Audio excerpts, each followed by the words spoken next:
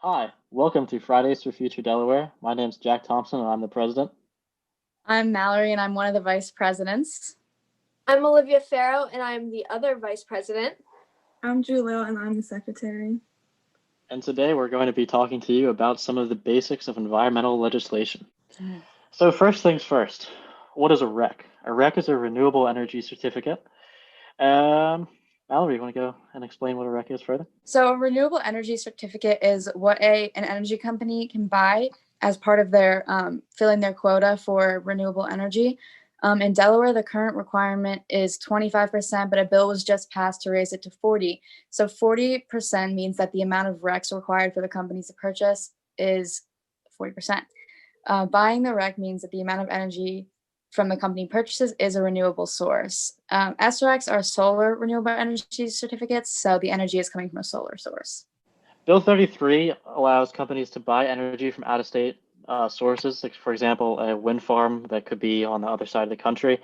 This isn't necessarily a negative thing, but it would definitely create in-state jobs if we had more wind farms and more solar parks, creating jobs with maintenance and installation. We would experience the biggest air pollution benefit if we started buying RECs from Maryland. So, yeah, that's one of the ways we can raise the 40% goal to 50% or higher is via community solar. And on this graph here, you can see the price comparisons for community solar versus residential solar and other non-renewable sources. So, community solar is an amazing way of pushing the current renewable goal upwards, which we would consider a strong goal of ours. The basic premise is that each town or neighborhood or city can have a solar farm that provides solar energy to the entire community, rather than having solar energy just on the houses and apartment buildings. This benefits everyone in the community.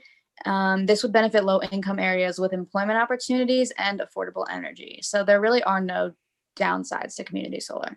So offshore wind plants are an incredible way to add to our network of renewable energy systems. It's another tool in the toolbox.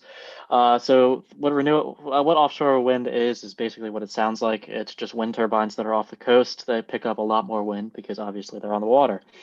Um, this has been like fiercely protested before when the state tried to implement that.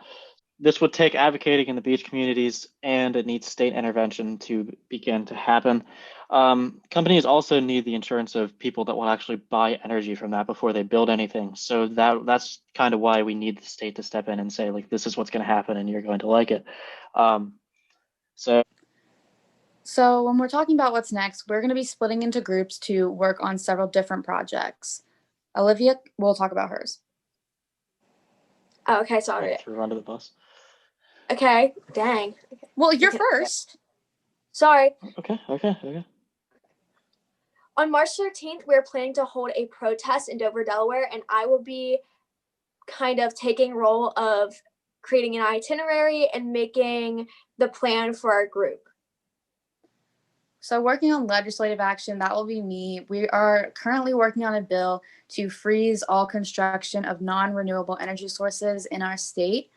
So working with me will just mean that we're talking about things that we want on legislation, putting it down on paper, getting our ideas written out, and contacting legislators to see our bill become an actual plan.